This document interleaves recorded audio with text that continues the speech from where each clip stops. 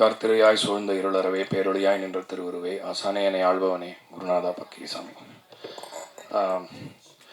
மறுபடியும் நன்றி சொல்கிறதுக்காக வந்திருக்கேன். இந்த வாட்டி மயிலாட் படத்துக்காக. சில படங்கள் வந்து எனக்கு ஒரு பணி, ஒரு ஜாப் எடுத்துருக்கோம், இந்த ஜாபை நல்லா செய்யணும் அப்படின்னு நினைப்போம். ஒரு சில படங்கள் மட்டும்தான் நமக்கு ஓகே, இது நமக்கு ஒரு பொறுப்பு, ஒரு இசைக்கலைஞனாகவும் சரி ஒரு மனிதனாகவும் நமக்கு இது ஒரு பெரிய பொறுப்பு, இதில் வந்து ஜாபை முடித்தா பத்தாது, நம்ம இதை பதிவாகவும் வந்து ரொம்ப நேர்த்தியான வருங்காலங்களுக்கான ஒரு நல்ல பதிவாகவும் இது அமையணுங்கும் பொழுது நமக்கு அது ரெண்டு ரெஸ்பான்சிபிலிட்டி ஆகிடும்.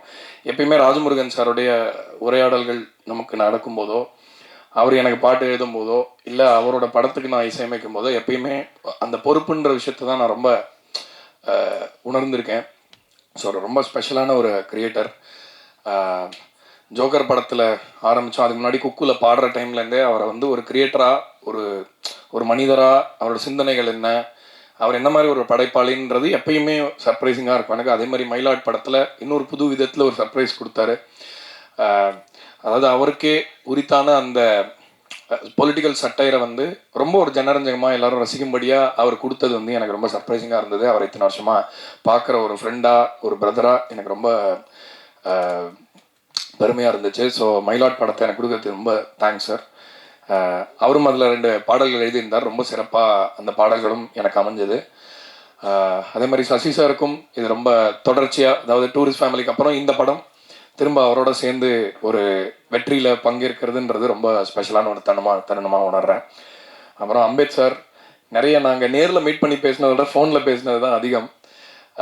ஸோ இந்த படம் பண்ணுறதுக்கு முன்னாடி அவர்கிட்ட நடந்த அந்த உரையாடலை தான் நான் இப்போ எனக்கு நினைவுக்கு வருது. ஏன்னா இந்த படம் வந்து ஒரு சமூகத்துக்கு நல்ல ஒரு விஷயத்த செய்யக்கூடிய படம், இதை வந்து நான் நின்று பண்ணுறேன் அப்படின்னு சொல்லி அவர் எடுத்த இந்த முயற்சி இன்னைக்கு வெற்றி அப்படின்ற ஒரு புள்ளியில் வந்து நின்னதுக்கு ரொம்ப ரொம்ப அவருக்கு நன்றி சொல்லிக்கிறேன். போன ஃபங்க்ஷன்லேயே விட்டுட்டேன் சத்யராஜ் அவர்களை பற்றி பேசுறதுக்கு. அவர் வந்து ரொம்ப ஒரு சென்சிபிளான எடிட்டர். முதல்ல படத்தை அவர் கட் பண்ணி பார்த்தபோது அவரோட ஸ்டுடியோவில் தான் பார்த்தோம், அவரோட எடிட் ஸ்வீட்டில் தான். அண்ட் அவ்வளோ நிறைய நல்ல படங்களும் பண்ணியிருக்காரு. தொடர்ச்சியாக இன்னும் வந்து ஒரு கல்ட் ஃபிலிம்ஸ் நிறையா பண்ணிகிட்ருக்காரு. ஸோ அதில் மயிலாடும் கண்டிப்பாக ஒரு மைல்கல்லாக இருக்கும் அப்படின்னு நினைக்கிறேன் அவரை பொறுத்த வரைக்கும். அண்ட் ரொம்ப ரொம்ப had fun working with Sathyaraj. In fact எனக்கு மியூசிக்கலாக சில இன்புட்லாம் கொடுத்தாரு. இந்த மாதிரி படத்தில் நாங்கள் மியூசிக் முடிச்சுட்டு பார்க்கும்பொழுது இந்த இடத்துல இப்படி இருந்தால் நல்லாயிருக்கும் அப்படின்ற மாதிரி. எடிட்டர்ஸ் பொதுவாகவே அவங்களுக்கு அந்த ஒரு பாயிண்ட் ஆஃப் வியூ சூப்பராக இருக்கும். என் எடிட் டேபிளில் சம்டைம்ஸ் வென் ஸ்டோரிஸ் ஹேப்பன் அவங்களால அந்த ஒரு விஷயத்த வந்து பல்ஸ் பிடிச்சி பார்த்துட முடியும். ஸோ மயிலாடில் வந்து டைட்டில் மியூசிக் வந்து நான் வேறு மாதிரி பண்ணியிருந்தேன் முதல்ல. அது வந்து அவர் தான் வந்து அதுக்கு ஒரு இன்ட்ரெஸ்டிங்கான ஒரு ஐடியா கொடுத்து அதுக்கப்புறம் எனக்கு அந்த ஐடியா மாறி இந்த மாதிரி பண்ணோம்.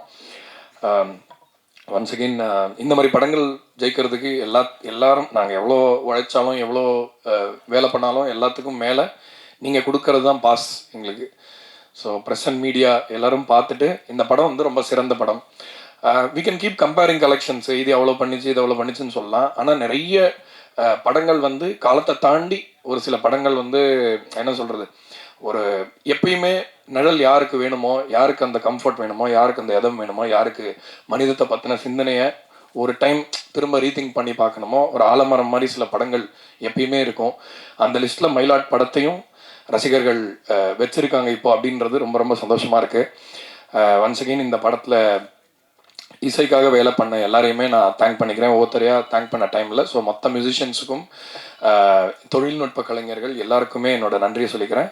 And last but not least press and media, திரும்ப நல்ல படங்களுக்கு ஒரு பலமாக இருந்து கையை பிடிச்சி தூக்கி விட்டு ஜனங்க கிட்ட கொண்டு போய் எங்களை சேர்க்குற அந்த பணியை நீங்கள் தொடர்ந்து செய்வீங்க. இன்னும் இந்த மாதிரி பல நல்ல படைப்புகளை உங்ககிட்ட கொண்டு வந்து சேர்க்கணுன்ற ஆர்வத்தையும் இது கொடுக்குது. ஸோ ரொம்ப ரொம்ப நன்றி எல்லாரும் வந்ததுக்கு. மயிலாட் படம் தொடர்ந்து இன்னும் நல்லா ஓடுறதுக்கு இன்னும் கொஞ்சம் நீங்கள் you should keep spreading the word அப்படின்னு கேட்டுக்கிறேன். ரொம்ப நன்றி. தேங்க்யூ.